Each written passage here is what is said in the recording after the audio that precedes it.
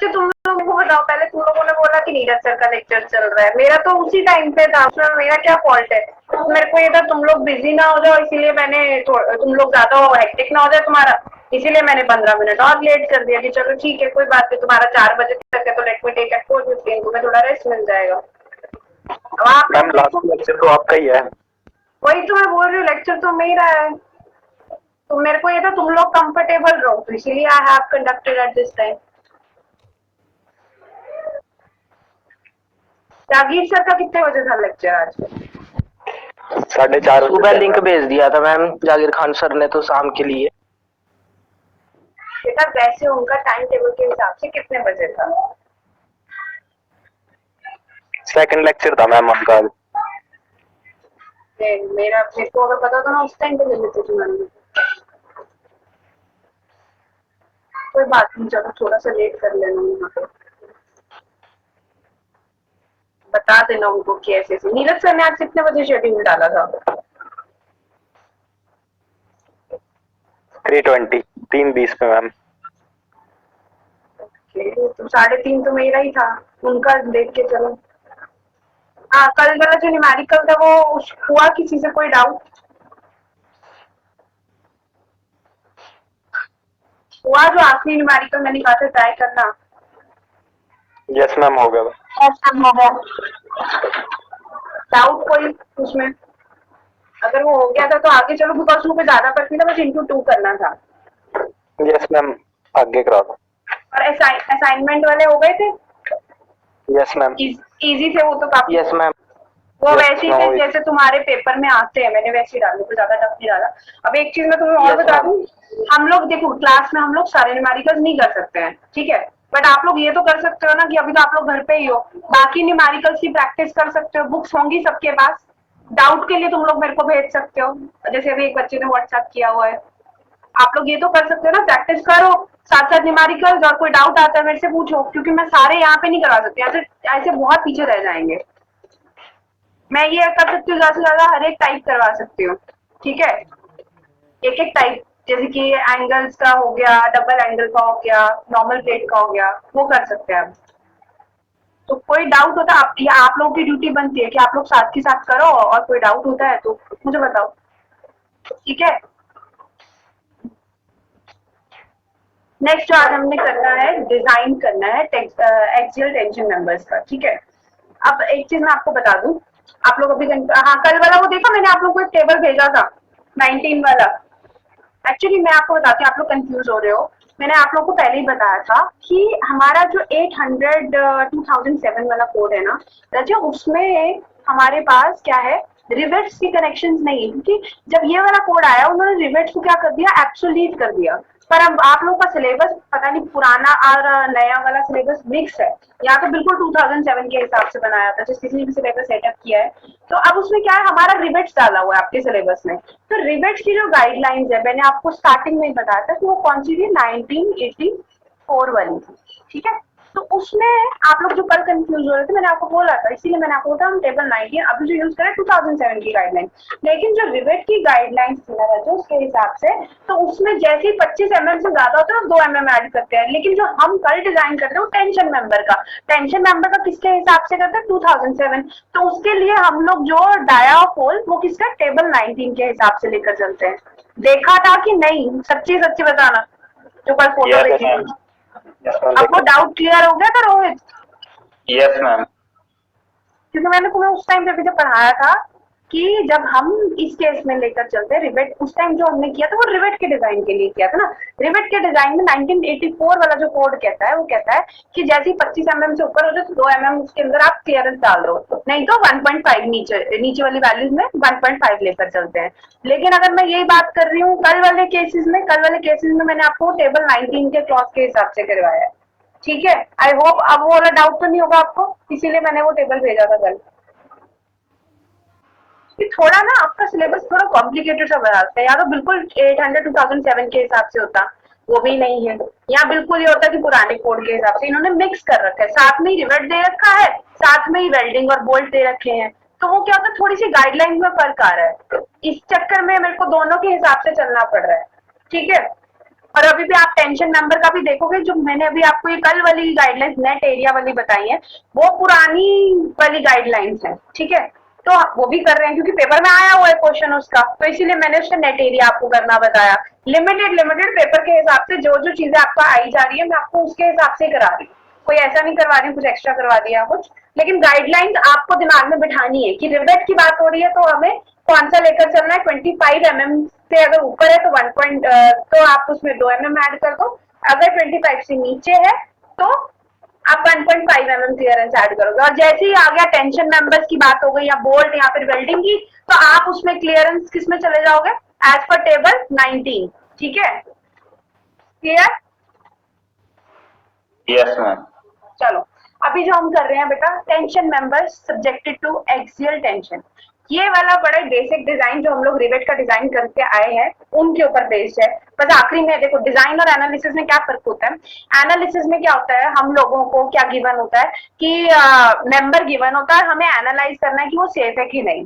जब डिजाइन की बात होती है, डिजाइन में क्या होता है, हम लोगों को मेंबर नहीं गिवन होता, हमें ये गिवन होता है कि मेंबर के ऊपर लोड कितना लग रहा है, परमिसिबल वैल्यूज हमें वैसी पता होती है। तो लोड लग रहा होता है, परमिसिबल वैल्यू पता होती है, और निकालना क्या होता है, मेंबर जो डिजाइन करना है वो क्या डायमेंशन का, मान लो अगर कोई एंगल सेक्शन यूज करना है, उसके साथ कोई प्लेट यूज करनी है, तो मेरे को ये डायमेंशन पता करनी है, तो मेरे को ये डिजाइन में निकालना होता है। एनालिसिस में उल्टा होता है, एनालिसिस में क्या होता है, मेरे को ये सेक्शन गिवन होगा, ठीक है, और उस पर ये गिवन होगा कि परमिसिबल स्ट्रेसेस कितनी है, तो मेरे को सेफ लोड निकालना होता है, तो स्ट्रेंथ निकालनी होती है, वो एनालिसिस हो जाता है। तो अभी जो हम करने वाले हैं वो क्या करने वाले हैं, डिजाइन की बात कर रहे हैं, तो डिजाइन देखेंगे, ठीक है। तो अभी आज जो करना है एक्सियल टेंशन का जो हम लोगों ने डिजाइन करना है, बेसिकली टेंशन मेंबर्स का डिजाइन करना है, इसके ऊपर एक्सियल फोर्सेस लग रही है, और axial constant forces, tensile forces आपके सिलेबस में है ही है। तो अभी वाली जो हम क्लॉजेस करेंगे, ठीक है, वो एज पर IS 800 स्पेसिफिकेशंस करेंगे। अब इसमें आपकी मिक्स गाइडलाइंस चलेंगी, ठीक है, तो आपकी थोड़ी बहुत ज्यादा फर्क नहीं होता है, पुरानी और नई में ज्यादा फर्क नहीं होता है। कितना का फर्क, जैसे आप अगर देखोगे आपके आंसर्स लगभग सेम ही आते हैं। जैसे अभी आपको एक एग्जांपल के तौर में मैं रिवेट वाला अगर केस दूं, उसमें क्या था, 25 mm ले लिया कि अगर आपका डाया जो है 25 से ज्यादा है तो आप उसमें कितना ऐड कर रहे थे, 2 mm क्लियरेंस, कम था तो कितना ऐड कर रहे थे, 1.5, ठीक है। और अगर आप मैं उसके हिसाब से देखूं टेबल 19 के, तो जो 2007 वाली ज्यादा फर्क नहीं है, उन्होंने सीधा क्या बोल दिया, 16 वाली प्लेट्स है उसमें भी 2 mm क्लियरेंस ले लिया, तो आप इसमें ज्यादा सेफ लिमिट्स के साथ चलते हो जो नया वाला कोड है, ठीक है। तो इसमें कोई ज्यादा फर्क नहीं है, ठीक है, थोड़ा बहुत पॉइंट्स का फर्क है, ठीक है, या छोटी मोटी गाइडलाइंस का फर्क है। अब अभी जो हम करेंगे गाइडलाइंस वो हमारी टेंशन मेंबर की है एक्सियल टेंसाइल फोर्सेस के अंदर, इसको समझते हैं, ठीक है। इस चैप्टर के आखिरी टॉपिक में मैं आपको IS 800 2007 के हिसाब से पूरा न्यूमेरिकल करवाऊंगी, जो कि आपका पेज, जो कि आपका सेक्शन उसमें है 7 में है, ठीक है, क्लियर है। आखिरी वाला जो टॉपिक हमारा होगा वो इसके बाद आएगा, जब आप ये एक्सियल डिजाइन कर लोगे उसके बाद आएगा, ठीक है। चलो समझते हैं जरा हम।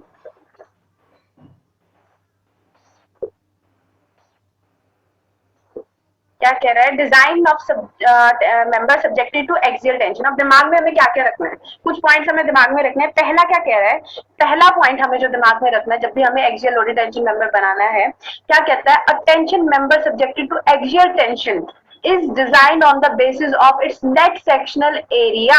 It means हमें जो एरिया चाहिए वो कौन सा चाहिए, नेट सेक्शनल एरिया, मतलब जो भी हमने मेंबर लिया उसका हमें नेट सेक्शनल एरिया, वो आप लोगों को भी कल बताया कैसे निकालते हैं। आपको ये बताना चाहिए बोल्ट कौन सा लग रहा है, कितने डाया का होल हो रहा है, तो आप उसके बाद क्या निकालोगे, नेट सेक्शनल एरिया। तो आप ये भी समझते हो कि एक्सियल लोडेड टेंशन मेंबर्स क्या होते हैं, ऐसा कोई जिसको ना पता हो।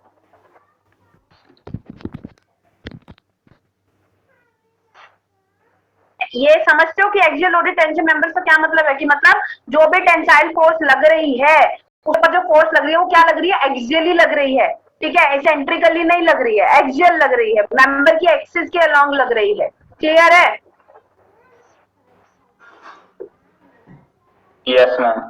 तो पहला पॉइंट क्या कहता है कि हमें ये देखना है कि नेट, हमें जो भी डिजाइन करना है वो हमारा कैसा होना चाहिए, on the basis of net sectional area. दूसरा, the end connection of tension member should be such that the direction of for rivet and the bolt hole from the cross sectional area is minimum. And connection जो हमारे tension member के हैं वो इस तरह से होने चाहिए कि जो डिडक्शन फॉर रिवेट, जो रिवेट या फिर बोल्ट की जो होल की डिडक्शन है, जो भी उसका क्रॉस सेक्शनल एरिया है, इट शुड बी मिनिमम, जो आखिरी के कनेक्शन वहां उसके लिए। देन थर्ड पॉइंट क्या कहता है, the rivet connecting the tension member with the गजर।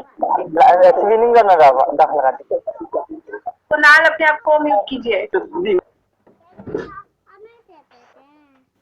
ठीक है। क्या कह रहा है, the rivets connecting the tension members with the gusset plate और other steel section should be arranged preferably on the line of action of load to avoid additional moments develop due to eccentricity. ठीक है, हमें जो rivets है, जो भी bolts है, उनका कनेक्शन इस तरह से गजर प्लेट के साथ रखना चाहिए, इस तरह से उनको अरेंज करना चाहिए कि जो भी लोड लग रहा है वो उन जो भी इनको इस तरह से अरेंज करना चाहिए कि जो line of action of load जो है ना वो उन्हीं के अलॉन्ग लगे, ताकि उस अगर वो इसेंट्रिसिटी प्रोड्यूस करेगा, मतलब अगर एक ये वाली अगर आपकी रिवेट लाइन है, अगर जो लोडिंग एक्शन इससे डिस्टेंस पे दूर लगेगा, ई डिस्टेंस पे लगेगा, तो इसेंट्रिसिटी इंड्यूस करेगा। इसेंट्रिसिटी अगर इंड्यूस होगी तो एक्स्ट्रा मोमेंट्स इंड्यूस होंगे। तो जो line of action of load या फिर जो भी आपके बोल्ट्स है, इनका जो लाइन ऑफ एक्शन होना चाहिए लोड का, वो क्या होना चाहिए, सेम होना चाहिए, एक ही उसमें होना चाहिए। ठीक है, तो ये तो बेसिक एक गाइडलाइंस थी, सिंपल सी लाइन थी कि क्या क्या दिमाग में रखना चाहिए।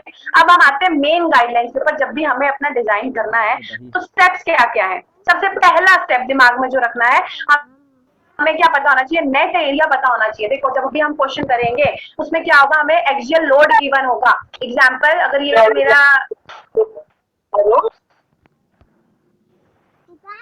अगर ये मेरा क्या है, एंगल सेक्शन है, यहाँ पे कोई गजर प्लेट लगी हुई है, तो यहाँ पे क्या गिवन होगी, जो भी था कौन सा रूल नंबर का है,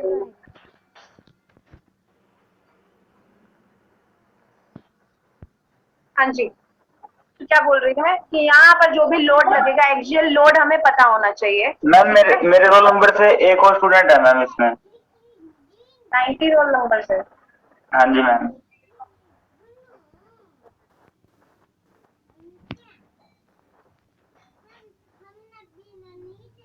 है था मैम, चला गया। कितना लग रहा है, लोड की वैल्यू गिवन होगी, ठीक है। परमिसिबल स्ट्रेसेस हमें गिवन होंगे, आपको पता है हम कितने लेकर चलते हैं, 150 न्यूटन पर एमएम स्क्वायर होते हैं हमारे जो भी मेंबर हम यूज करते हैं, ठीक है।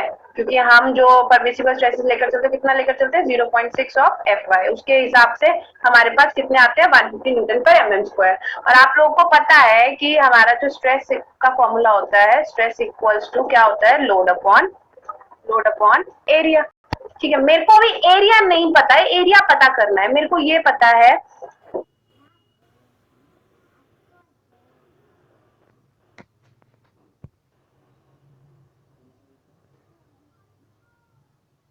अपॉन एक्सियल लोड, जो भी लोड लग रहा होगा मेंबर का, वो डिवाइड कर दो उसको परमिसिबल स्ट्रेसेस से, तो मेरे पास क्या आ जाएगा, ए नेट। एक्चुअल में मेरे पास क्या आ जाएगा, मेरे को भी मेंबर का एरिया निकालना है।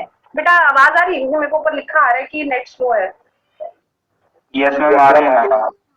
ओके, आपको पहला स्टेप क्लियर हुआ कि हम क्या करने वाले हैं। जब भी हमें डिजाइन करना है, नेट एरिया निकालना है, मतलब हमें ये नहीं पता कि जो हमने मेंबर बनाना है वो कितना साइज का है, ठीक है। तो वो हम पहले निकाल लेंगे एरिया, और उसके बाद गिवन क्या है कि बिल्डिंग के ऊपर या फिर जो भी आप मेंबर बना रहे हो उसके ऊपर लोड कितना लग रहा है। परमिसिबल स्ट्रेसेस हमें वैसे ही पता, जो मटेरियल यूज कर रहे हैं उसके क्या है, तो दोनों को डिवाइड कर दो, एक्सियल स्ट्रेसेस और परमिसिबल स्ट्रेसेस को, तो मेरे पास क्या आ जाएगा, नेट एरिया। पहला स्टेप क्लियर। Yes ma'am. मतलब मेरे को ये पता चल जाएगा कि ये जो भी मेंबर का मैंने डिजाइन बनाना है, जो भी मेंबर मैंने असेंबल करने हैं, कितना एरिया का मेंबर मेरे को लेना है। तो अभी वो सिर्फ एरिया आया है, बाकी कुछ नहीं आया है। एरिया पता चला है कि हमें कितनी लिमिट में लेकर चलना है। यहाँ पे इस एरिया से ज्यादा लोगे, लेकिन इस एरिया से कम नहीं ले सकते, क्योंकि फिर वो उतना लोड झेल ही नहीं पाएगा। तो कम से कम इतना मिनिमम एरिया, तो जो नेट एरिया आपने कैलकुलेट किया है उतना तो मिनिमम आपको लेना ही है डिजाइन करने के लिए। ये था हमारा पहला स्टेप। आई होप पहला स्टेप सबको क्लियर, अगर नहीं है तो मेरे से पूछो अभी। विकास, समीना, क्लियर है मैम। यस मैम, क्लियर है। पानेश, कोई डाउट? बाकी बच्चे भी ओके।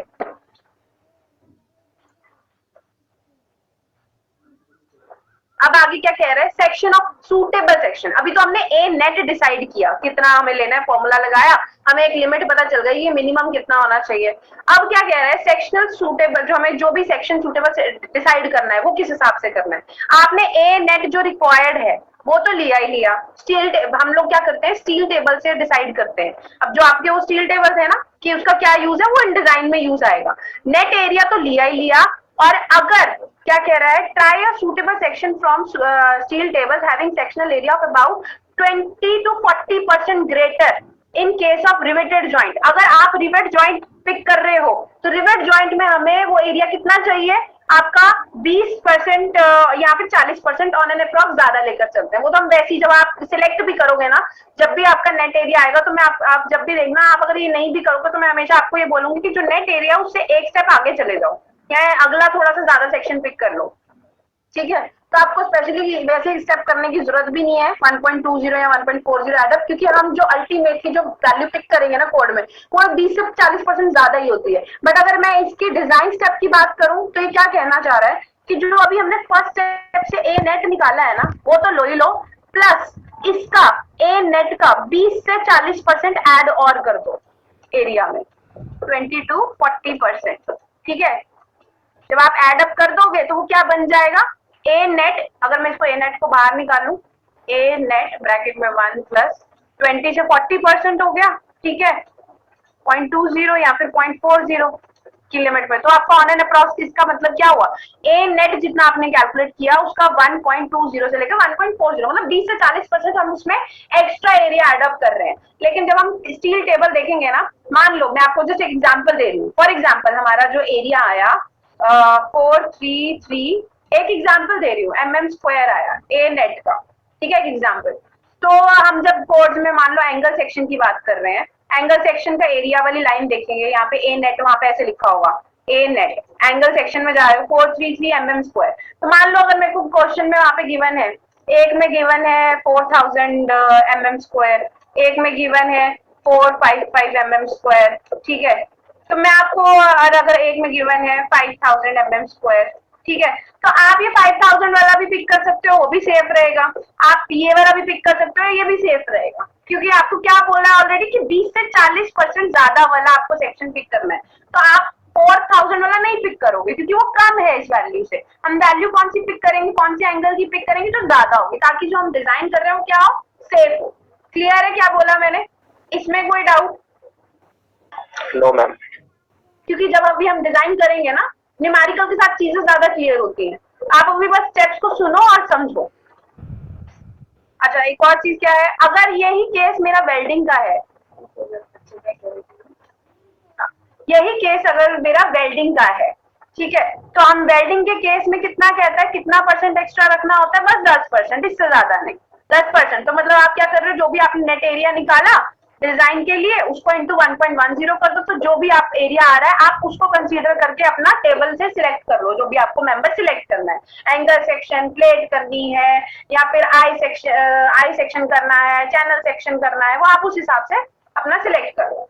अच्छा, एक और चीज, अगर आपका सिंगल एंगल सेक्शन और गजट प्लेट का है तो हमेशा याद रखना कि जो भी आपकी अनइक्वल, अगर मतलब मान लो अनइक्वल साइड है, तो मैंने आपको कल भी बताया था, तो जो आपकी लॉन्गर लेग होगी एंगल की, आप गजट प्लेट उसके साथ लगाएंगे। क्लियर है? कल भी बताया था ये, ठीक है। चलिए, या ये सेकंड पॉइंट आई होप सबको clear. Yes ma'am. Third point क्या कहता है, calculate the net sectional effective area of the selected section. ये इसमें क्या है कि आपको कुछ डिडक्शंस करनी रहती है, ठीक है, बट ये आप इतना नहीं करोगे इसमें, क्योंकि मैं आपको जब करेंगे ना कैलकुलेशन वर्क करेंगे, हम ऑलरेडी उसमें कंसीडर करके चल रहे हैं। क्या कह रहे हैं, जो आपका थर्ड पॉइंट है,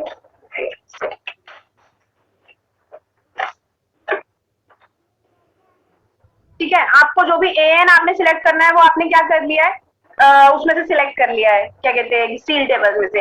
अब नेक्स्ट आप लोगों का क्या कहता है कि जो भी आपने एएन कैलकुलेट किया है और एएन जितना हमें रिक्वायर्ड है, आप उनको कंपेयर करना, और हमेशा अभी जो मैंने आपको बताया, हमेशा आपको क्या रखना है, सेफ लिमिट में जाना है, तो आपको थोड़ा सा ज्यादा ही लेना चाहिए एरिया, ताकि हमारा मेंबर क्या हो, सेफ हो। अब यहाँ पे क्या कह रहा है, calculate the net sectional effective area of the selected section. जो भी हमने सेक्शन अभी सिलेक्ट करेंगे ना, मतलब आपने अब क्या किया, सेकंड स्टेप में आपने कोई ना कोई मेंबर सेक्शन को सिलेक्ट कर लिया, ठीक है। अब उसका क्या कह रहा है, एक्चुअल में उसका इफेक्टिव एरिया कितना है वो कैलकुलेट कर लो, ठीक है। कोड्स में जो टेबल है वैसे हमें उसमें गिवन होता है, करने की जरूरत नहीं, हम वहीं से ले लेंगे, ठीक है। लेकिन वो तो ओवरऑल होता है ना, अब हमें उसके अंदर डिडक्शन भी तो करनी है, कितने होल्स लगा रहे हो, मान लो अगर ये लॉन्गर साइड है, मैं यहाँ पे इसकी गजट प्लेट लगा रही हूँ, तो अब यहाँ पे मैंने रिवेट लगाया है या फिर बोल्ट लगाया, तो मेरे को नेट इफेक्टिव एरिया भी तो कैलकुलेट करना है। कोड ने तो मेरे को इस पूरे मेंबर का दिया नेट एरिया, लेकिन अब मेरे को क्या निकालना है, नेट इफेक्टिव एरिया निकालना है आफ्टर रिवेटिंग।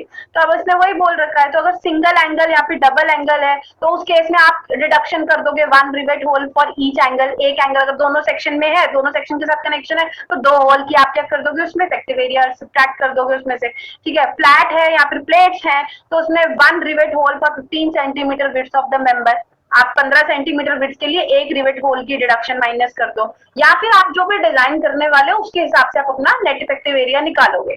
और क्या कह रहा है, अगर डबल चैनल यूज करते हो तो 2 rivet holes from each channel web और 1 rivet hole from each flange. आपको ये क्या करना है, नेट इफेक्टिव एरिया के लिए उसमें से इतना रिवेट होल क्या कर दोगे, सब्ट्रैक्ट कर दोगे, ताकि इफेक्टिव एरिया आ जाए ओवरऑल एरिया में से। देन अगर 4 आईएसए फॉर्मिंग बॉक्स, अगर 4 ऐसे आईएसए यूज हो रहे हैं जिसके ऊपर हम ऐसे बॉक्स बना रहे हैं पूरा, ठीक है, तो ऐसे 4 जोड़ के ये बॉक्स बना रहे हैं, साइडों में प्लेट्स लगी होंगी इनको कनेक्शन करने के लिए। उस केस में 2 rivet hole from each angle, कम एक एंगल में से एक इधर, मान लो इधर प्लेट लगी हुई है, तो नेट इफेक्टिव एरिया क्या होगा, 2 रिवेट होल, एक इधर से एक इधर से, एक इधर से एक इधर से, इस तरह से एक सिंगल एंगल से 2 रिवेट होल सब्ट्रैक्ट होंगे इफेक्टिव एरिया के, ठीक है। कैलकुलेशन जब करोगे ये वहीं के वहीं आपको समझ आ जाएगा। कहने का मतलब क्या है कि मैंने एक एंगल सेक्शन डिसाइड किया, उसका तो मेरे को इफेक्टिव एरिया मतलब नेट एरिया नहीं पता है, डिजाइन से पहले वाला कंप्लीट एरिया पता है। अब बीच में मेरे को रिवेट होल भी तो बनाने हैं, तो मैं उसमें क्या निकालूंगी, नेट इफेक्टिव एरिया निकालूंगी, सब्ट्रैक्ट क्या कर देंगे, जो भी हमने उसमें होल्स किए हैं। कल जैसे कर रहे थे ना नेट इफेक्टिव एरिया, उसमें माइनस क्या कर रहे थे आप, डाया ऑफ होल ही तो कर रहे थे ना माइनस, हाँ कि ना। Yes ma'am. अब जो आपका स्टेप 4 है, क्या कह रहा है, check for net sectional area. ये अभी मैं आपको बता चुकी हूँ कि जो भी हमें नेट एरिया रिक्वायर्ड है, हमें जो नेट एरिया ट्रायल सेक्शन के लिए पिक करना है वो हमेशा क्या होना चाहिए, ज्यादा होना चाहिए। किससे, जब आप स्टेप 3 में पूरा आप इफेक्टिव एरिया निकाल लोगे ना, जो मतलब पूरा नेट एरिया निकाल लोगे डाया ऑफ होल्स माइनस करने के बाद, उसके बाद ये वाला जो एरिया है ये क्या होना चाहिए, ज्यादा होना चाहिए, जो हमने फर्स्ट स्टेप में ए नेट निकाला था उसके कंपैरिजन में, ठीक है। इसीलिए हम 20 से 40% ज्यादा लेते हैं। क्यों लेते हैं, क्योंकि हमें पता है कि अभी तो हम पूरा सेक्शन पिक कर रहे हैं, बाद में हमने इसके बीच में क्या करने हैं, होल्स करने हैं फॉर रिवेट होल, इसीलिए 20 से 40% रिवेट में ज्यादा लेते हैं और 10% हम वेल्डिंग में लेते हैं, क्योंकि क्यों, वेल्डिंग में होल्ड करने की जरूरत, होल्स करने की जरूरत नहीं होती है, इसलिए हम वेल्डिंग में सिर्फ 10% ज्यादा एरिया ले लेते हैं। लेकिन जहां पर बोल्ट कनेक्शन, रिवेट कनेक्शन है, वहां पे हमें थोड़ा ज्यादा लेना पड़ता है, क्योंकि हमें पता है कि नेट एरिया में से उसमें होल्स होने वाले हैं और उसकी स्ट्रेंथ जो आएगी वो फिर कम आएगी, इसीलिए हम 20 से 40% ज्यादा लेते हैं। आपसे क्वेश्चन भी पूछा जा सकता है कंसेप्चुअल कि why in welding we take 20 to 40% more cross section, net cross sectional area. तो आप ये रीजन दे सकते हो ना, क्योंकि बाद में उसमें क्या करने होते हैं, हमें कनेक्शन फॉर्म करने के लिए उसमें होल्स करने होते हैं और उसकी स्ट्रेंथ क्या हो जाती है, रिड्यूस हो जाती है, इसीलिए हम उसके बीच में क्या करते हैं, होल्स, इसीलिए हम उसमें क्या करते हैं, 20 से 40% एरिया ज्यादा लेकर चलते हैं। स्टेप 4 क्लियर, चौथे स्टेप तक कोई दिक्कत? No ma'am, clear.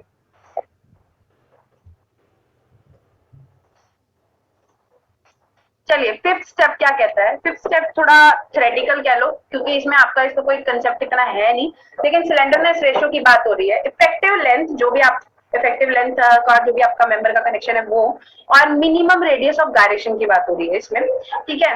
आप लोगों ने ये उसमें जो आपका स्ट्रेंथ ऑफ मटेरियल्स वाला सब्जेक्ट आया था, क्या बोलते हैं आप लोग उसको, सॉम बोलते हैं वैसे हम लोग, स्ट्रक्चरल मैकेनिक्स आया था ना आपको, ठीक है, उसमें आप लोगों ने ये स्लेंडरनेस रेशियो वाला कंसेप्ट पढ़ा होगा। अब ये क्या कहता है, इसमें हम एक और इसमें कंसेप्ट लेकर आते हैं स्लेंडरनेस रेशियो का। क्या कहता है कि एल इफेक्टिव, जो भी आपका मेंबर का कनेक्शन है उसकी effective length plus minimum radius of gyration, ये वैल्यू हमें अगेन हमें स्टील टेबल में हर एक मेंबर की कैलकुलेटेड होगी। ठीक है, ठीक है, ये वैल्यू किसमें होगी, स्टील टेबल से हमें मिल जाएगी, तो हमें कैलकुलेट नहीं करनी है, as it is steel table में होगी। बस ध्यान क्या रखना है, ये 2 पॉइंट्स का, ये 2 पॉइंट्स क्या कहते हैं कि if the tension member is normally acting as a tie member, अगर हमारा टेंशन मेंबर एक नॉर्मल टाई मेंबर की तरह एक्ट कर रहा है लेकिन is subjected to stress reversal due to other loads, अगर एक मान लो मेरे को छत के ऊपर कोई भी ट्रस वगैरह जो भी हम बना रहे हैं, ठीक है, हमने वहां पे कोई भी टाई मेंबर लगाया, एंगल सेक्शन वगैरह लगाया, लेकिन उसमें सागर क्या दिक्कत है, ज्यादा ही गाने सुनने हैं तो भैया क्लास में क्यों आ रहे हो, पहले तो आते इतनी लेट हो।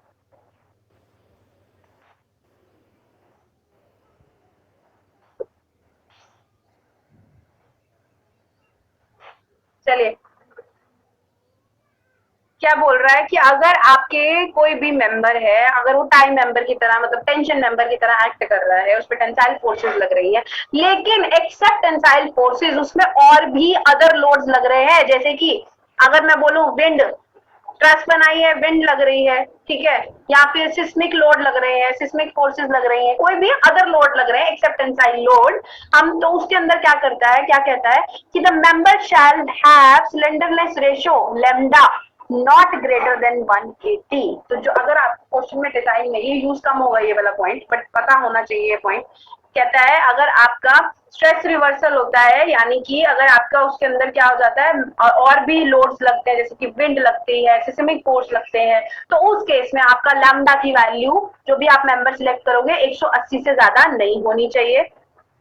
ठीक है, एंड अगर मैं बात करूं कोई भी ट्रस्ट में जो भी मेंबर एक्ट कर रहा है या फिर कोई ब्रेसिंग मेंबर है, ब्रेसिंग मेंबर आप लोग समझते हो ऐसे कनेक्ट करने के लिए ब्रेसिंग हम लोग करते हैं, ब्रेसिंग मेंबर है, ठीक है, subject to possible stress reversal resulting from again wind या फिर अर्थक्वेक के लिए, उस केस में अभी ये सिर्फ ट्रस्ट की बात कर रहा है, ब्रेसिंग मेंबर की बात कर रहा है, उस केस में बेटा जो भी हमारा लैम्डा की वैल्यू है वो किससे ज्यादा नहीं होनी चाहिए, 350 से। ये सिर्फ आप कंसेप्चुअल पार्ट के लिए ये 2 वैल्यूज याद रखना कि अगर नॉर्मल टाइम मेंबर है उस केसेस में अगर आपकी विंड और सिस्मिक फोर्सेस लग रही हैं तो लैम्डा की वैल्यू 180 से ज्यादा नहीं होनी चाहिए।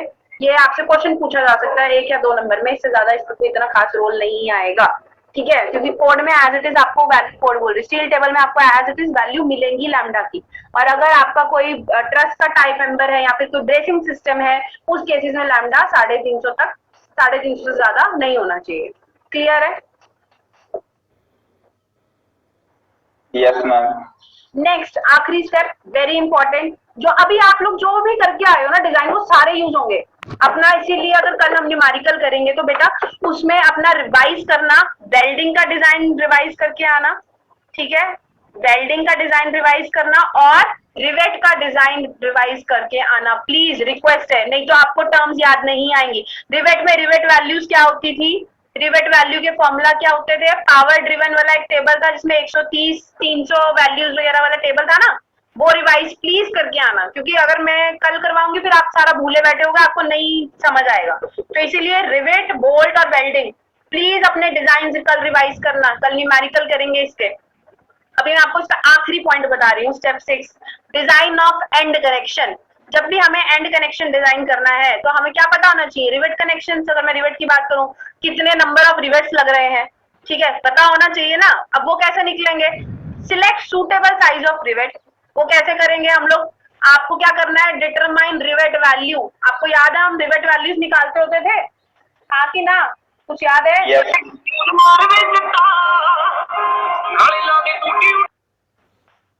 भाई क्या है, क्या दिक्कत है?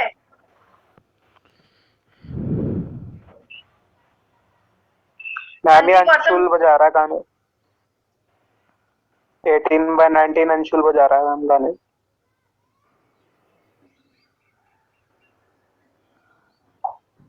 हाँ जी अंशुल, क्या दिक्कत है? I guess he has left the lecture. Ma'am left कर दिया उसने अभी। क्या बदतमीजी है छोटे बच्चों की तरह, ये रहा। दोबारा आ गया मैम। करो उसको। चलिए,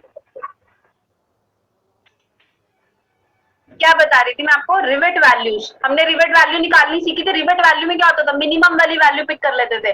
हमारा रिवेट यहाँ तो किसमें फेल कर रहा था, कौन बताएगा? मैम या ईयर में या शेयर में कर रहा था मैम। हाँ जी, बिल्कुल सही। इन दो वैल्यूज में से जो मिनिमम वैल्यूज होती थी वो हमारी क्या हो जाती थी, रिवेट वैल्यू होती थी। बियरिंग या फिर शेयर में से, तो आप वही अपनी रिवेट वैल्यू को निकालोगे। बियरिंग वाली और शेयरिंग वाली दोनों वैल्यूज को कैलकुलेट करोगे। फॉर्मूलाज कल आप अपने दिमाग में बिठा के आओगे, ठीक है? रिवेट वैल्यू के कौन कौन, क्योंकि हम आगे जब न्यूमेरिकल करेंगे यूज होगा।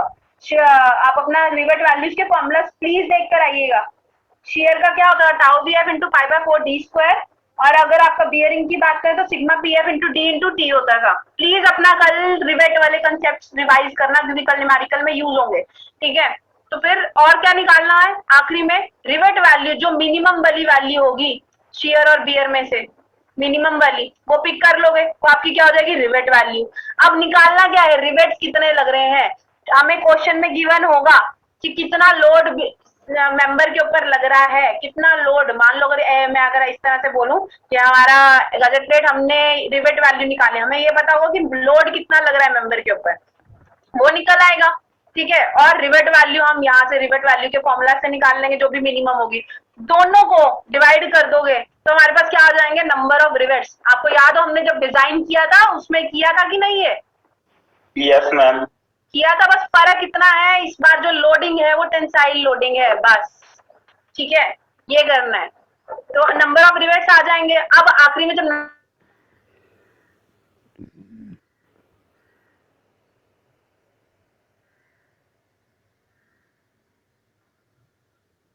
रीड करके आना, क्योंकि आप डिजाइन कर रहे हैं ना। तो मान लो अगर कोई एक मैंने फ्लैट प्लेट ली, उसको मैंने गजेट प्लेट के साथ लगाया, ठीक है? तो मेरे को ये देखना है कि कितने रिवेट लग रहे हैं इसके ऊपर। तो मेरे को रिवेट भी तो निकाल लिया, मेरे को ये भी तो देखना है कि इनके बीच का पिच कितना लगाना है। गाइडलाइंस पढ़ के आना। पिच क्या बताया था, मिनिमम कितनी रख सकते हो, किसी को याद है? 2.5 बिल्कुल सही, 2.5 डी मिनिमम होती थी। कम से कम इतनी तो होनी चाहिए, इससे ज्यादा थोड़ी सी रख सकते हो, ठीक है? सेफ आप रहोगे, ठीक है? मिनिमम कम से कम इतनी, मैक्सिमम भी देख कर आना। तो मैक्सिमम और मिनिमम के बीच में जो भी वैल्यू होगी वो आप रख सकते हो। गेज कितना होता था वो पढ़ के आना। एंड डिस्टेंस की वैल्यू कितनी होती, किसी को याद है? 1.7 इंटू टी होती थी, ठीक है? तो पढ़ के आना गेज कितना होता था, एंड डिस्टेंस कितना, ये गाइडलाइंस ये याद रख के आना। और दिमाग में जब भी याद रखना कि कभी भी डिजाइन बनाना है इसेंट्रिसिटी ऑफ लोडिंग नहीं होनी चाहिए। स्टार्टिंग पॉइंट पढ़ा था ना, line of action of load और लाइन ऑफ, ये जी आपकी जो रिवेट्स की होंगी, इट शुड बी एक्सियल। इसको इसेंट्रिक मत रखना, क्योंकि मोमेंट्स इंड्यूस हो जाते हैं जिससे स्टेबिलिटी नहीं रहती। और CG of gravity of the section coincide with the CG of group of rivet. जो आपका सीजी है, ठीक है, वो आपका मेंबर के साथ और आपके रिवेट्स के साथ क्या होना चाहिए, कोइंसाइड होना चाहिए। नहीं तो इसेंट्रिसिटी इंड्यूस होती है और हमारा मेंबर क्या होता है, वीक हो जाता है, उसमें एक्स्ट्रा मोमेंट्स एक्ट करने शुरू कर देते हैं। तो ये तो था आपका नंबर ऑफ रिवेट्स निकालने के लिए। मैंने आपको स्टेप्स, हाँ बोलो मैम। सीजी क्या है ये? सेंटर ऑफ ग्रेविटी भाई। हाँ जी मैम। आप आई होप सबको पता है सेंटर ऑफ ग्रेविटी क्या होती है। अप्लाइड मैकेनिक्स फर्स्ट ईयर में पढ़ा है? यस मैम पढ़ा है। एसएमबी पढ़ा है। अब मैं पुराने कंसेप्ट थोड़ी बताऊंगी बार बार। आज नहीं पता तो आज अब नहीं पता गूगल करना, फिर भी ना पता चले फिर मेरे को कोई मैसेज करके पूछ लेना। चलो नेक्स्ट क्या है, अभी तो हमने क्या निकाला, रिवेट की बात करी। अब वेल्डिंग की भी तो देखना है, वेल्ड कनेक्शंस में कैसे डिजाइन होगा। अभी आप वेल्डिंग के डिजाइन पढ़ के आए हो। हमने अभी लास्ट उसमें क्या किया था, आखिरी वाला जो वेल्ड डिजाइन, हमें लोड पता होगा, स्ट्रेंथ पर एमएम लेंथ याद है आखिरी में निकाली थी डिजाइन में, स्ट्रेंथ पर एमएम लेंथ। आखिरी वाला न्यूमेरिकल जो किया था डिजाइन का, कुछ तो बोलो। नहीं याद तो प्लीज देखना, वही अपना वेल्डिंग का भी डिजाइन रिवाइज करके आओ, क्योंकि ये डिजाइन यूज होंगे, स्टेप्स सारे यूज होंगे, ठीक है? तो आप रिवेट और वेल्डिंग और बोल्ट्स के डिजाइन कल पढ़ के आना ताकि न्यूमेरिकल समझ आए। थ्रोट थिकनेस कितनी हो जाएगी, 0.7 ऑफ एस, थ्रोट थिकनेस को पुट करेंगे। हमें लेंथ नहीं पता है वेल्डिंग की, तो हम पर एमएम लेंथ ले लेंगे, ठीक है। तो आपका जो भी इफेक्टिव मेंबर उसकी हम जो स्ट्रेंथ निकालेंगे पर एमएम निकालेंगे, और हमें यहाँ पे क्या गिवन होगी, परमिसिबल वैल्यू गिवन होगी वेल्डिंग के अंदर। तो आप क्या करोगे, कैलकुलेट स्ट्रेंथ ऑफ वेल्ड पर एमएम लेंथ, मतलब 1 एमएम की लेंथ के लिए, और उसको लोड से डिवाइड कर दो। तो जो आपके पास वैल्यू आएगी वो क्या आएगी, लेंथ ऑफ वेल्ड आएगा। जब आपको ओवरऑल लोड पता है और 1 एमएम का कितना स्ट्रेंथ है वो पता है, तो आप ओवरऑल लोड को जो 1 एमएम की लेंथ से क्या कर दोगे, 1 एमएम की स्ट्रेंथ से क्या कर दोगे, डिवाइड करोगे, तो हमारे पास जो भी वैल्यू आएगी वो क्या आएगी, लेंथ आएगी। किसकी, कि ओवरऑल वेल्डिंग में कितनी लेंथ प्रोवाइड करनी है। एक क्वेश्चन किया नहीं था आखिरी में कि दो Yes. एक तरह से हमें वेल्डिंग करनी थी, लेंथ ऑफ वेल्डिंग निकालनी थी, यहाँ पे कितना लेंथ देना था, आखिरी क्वेश्चन किया था, ठीक है। तो हमने पर एमएम वाली से तो डिवाइड किया था लोड को, तो जो एल आएगी वो क्या आएगा कि लेंथ ऑफ वेल्ड कितना प्रोवाइड कर रहे हैं वो, ठीक है। तो ये हमारे डिजाइन स्टेप्स से पहला स्टेप क्या था, हम ए नेट कैलकुलेट करेंगे, किससे, लोड अपॉन परमिसिबल स्ट्रेसेस से, सिग्मा 80 से। ए नेट आ गया, जो ए नेट आया उसमें हम 20 से 40% ज्यादा एरिया ऐड करके क्या करेंगे, स्टील टेबल से अपना एक मेंबर सिलेक्ट करेंगे। स्टील टेबल से जो मेंबर सिलेक्ट कर लिया, अब उसका इफेक्टिव एरिया निकालना रहेगा, मतलब होल्स वगैरह कितने करने हैं उसके हिसाब से इफेक्टिव एरिया निकाल लो। जब इफेक्टिव एरिया निकाल लिया, तो अब आपको क्या निकालना है आखिरी में, कि आप जो भी आपको कितने नंबर ऑफ रिवेट्स लगाने हैं, कितनी वेल्ड लगानी, कितनी जगह लेंथ पे वेल्डिंग करनी है, वो कैलकुलेट करोगे। अगर रिवेट्स, नंबर ऑफ रिवेट्स निकालते आपको ये पता आना चाहिए कि कितनी पिच वैल्यू पे, कितनी गेज वैल्यू पे। तो इसीलिए आपको पुराने जो डिजाइन के मैंने आप लोगों को गाइडलाइंस लिखवाई थी, प्लीज उसको रिवाइज करना, ठीक है। आज का आपका जो होमवर्क है वो यही है कि अपनी गाइडलाइंस रिवेट की और वेल्ड की कल रिवाइज करके आना, क्लियर है। Yes ma'am. अभी जो आज हमने डिस्कस किया इसमें किसी को कुछ पूछना है?